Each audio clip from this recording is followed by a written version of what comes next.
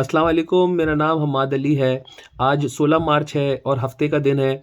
कल से अब तक की जो डेवलपमेंट रही, जो आज होने वाली हैं, उनसे आप लोगों को इन्फ़ॉर्म करता हूँ। सबसे पहले असद तूर की बात करता हूँ, जो एक उभरता हुआ जर्नलिस्ट है पाकिस्तान में। एक बड़ी बोल्ड वॉइस है पाकिस्तान के अंदर, जिसको लोग अब जान रहे हैं, पहचान रहे हैं। उनको काफ़ी अरसे से गिरफ़्तार किया हुआ था। तो अभी थोड़ी देर पहले उनको रिहा किया गया है।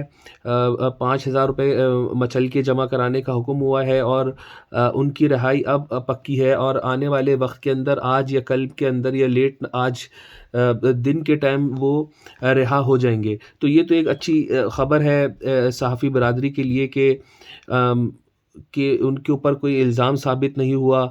रियासत जो है उसने अपने आप को पीछे किया और असद तूर जो हैं वो अब बाहर आ गए हैं। ये बड़ी अच्छी न्यूज़ है। अच्छा, एक बहुत ज़रूरी ख़बर जो आप लोगों से शेयर करनी है। कल इंडिया का मीडिया मैं देख रहा था, वहाँ पर एक प्रोपेगेंडा स्टार्ट हुआ है और वो प्रोपेगेंडा ये है कि पाकिस्तान ने अपने जो एटमी हथियार हैं उनका सौदा किया है और वो जो हथियार हैं अमेरिका से ये सौदा हुआ है कि पाकिस्तान के ऊपर जितना कर्ज़ है वो माफ़ कर दिया जाएगा और पाकिस्तान अपने जो एटमी असासे हैं वो अमेरिका के हवाले कर देगा या वो अंडर सुपरविज़न ऑफ अमेरिका के साथ चलेंगे।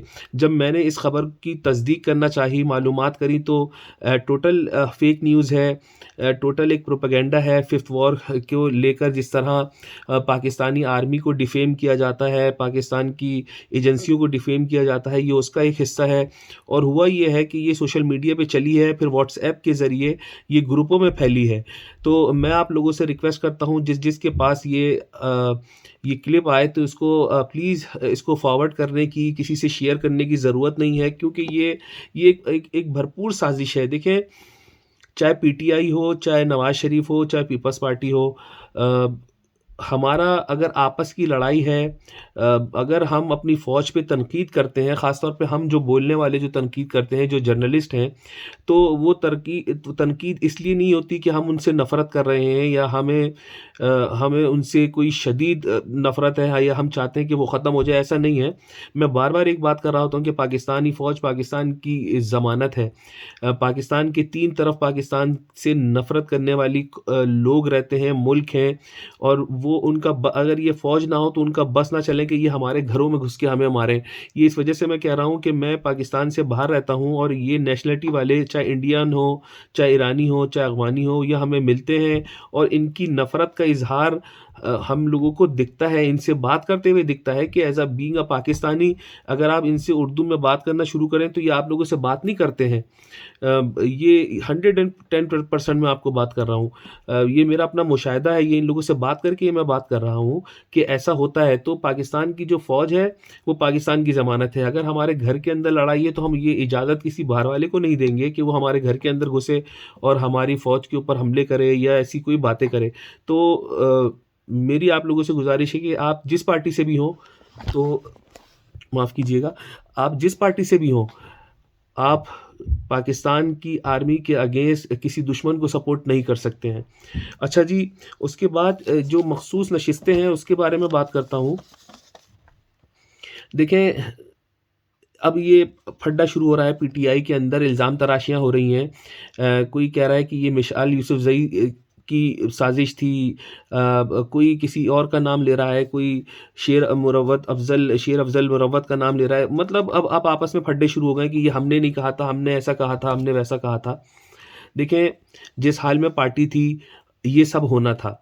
मजलिस वहदत मुस्लिमीन का नाम भी आया, सुन्नी कौंसिल का भी आया, फिर शिरानी ग्रुप का नाम भी आया। मगर बात ये है कि उस टाइम जब पीटीआई इतने प्रेशर में थी, ये सारे फैसले तो होने थे, ये गलतियाँ तो होनी थी। अब ये गलतियाँ हो गई हैं, ना कि आप लोग एक दूसरे के ऊपर कीचड़ उछालें, ना कि एक दूसरे के ऊपर आप लोग लानो तन करें। अब आप लोगों को आगे चलना है, आपको वे फॉरवर्ड करना है।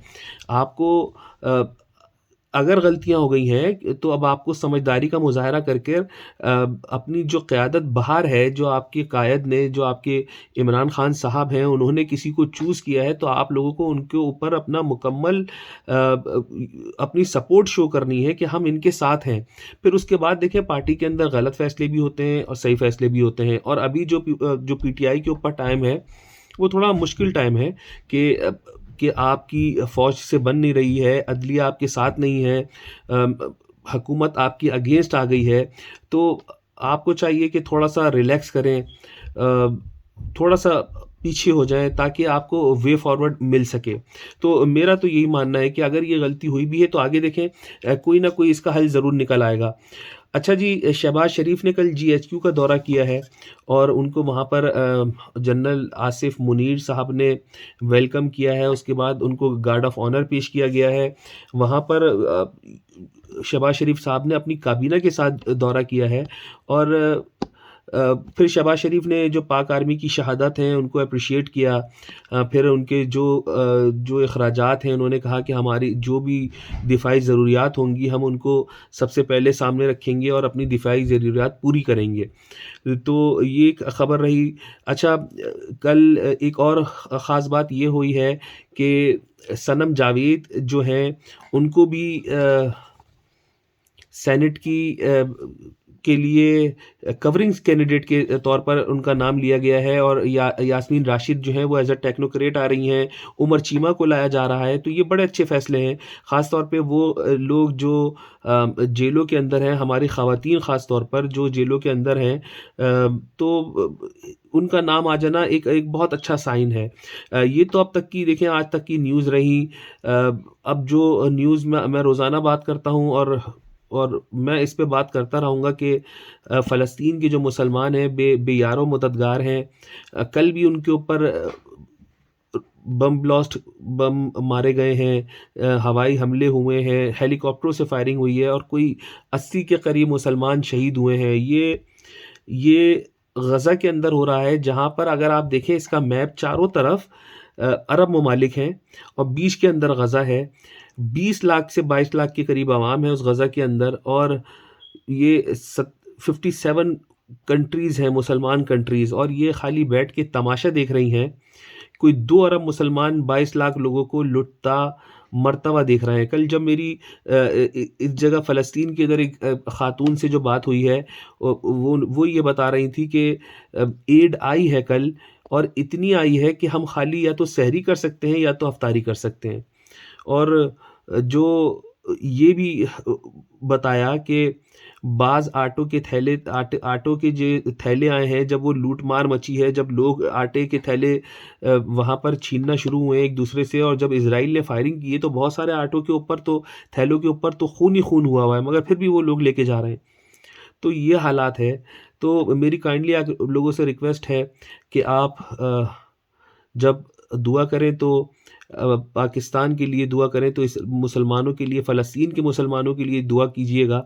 एक बात जो मुझे याद आ गई, सऊदी अरब ने इंडिया के अंदर $100 बिलियन इन्वेस्ट करने का अज़म का इरादा किया है। जी हाँ, $100 बिलियन। वहीं उसी वक़्त सऊदीया ने पाकिस्तान को 1000 टन खजूर तोहफ़े में देने का फ़ैसला किया है। तो प्रायोरिटीज़ आप लोग देखें कि क्या हैं। शहबाज़ शरीफ साहब ने हमारे जो सऊदी वली अहद हैं उनको भी दावत दी है कि आप पाकिस्तान आएँ, पाकिस्तान का विज़िट करें, और ये आप लोग जानते हैं कि हम विज़िट क्यों करवाना चाहते हैं। अल्लाह पाक पाकिस्तान को इज़्ज़त दे, पाकिस्तान के लोगों को इज़्ज़त दे, और इंशाअल्लाह वो वक़्त आएगा कि हमारा एक पॉज़िटिव इमेज दुनिया को जाएगा। अपनी दुआओं में मुझे याद रखिएगा, खुश रहें जहाँ रहें, अपना ख़्याल रखिएगा। इंशाअल्लाह जो भी डेवलपमेंट आती रहेंगी, मैं इंशाअल्लाह उनसे आपको मुत्तला करता रहूँगा। पाकिस्तान ज़िंदाबाद।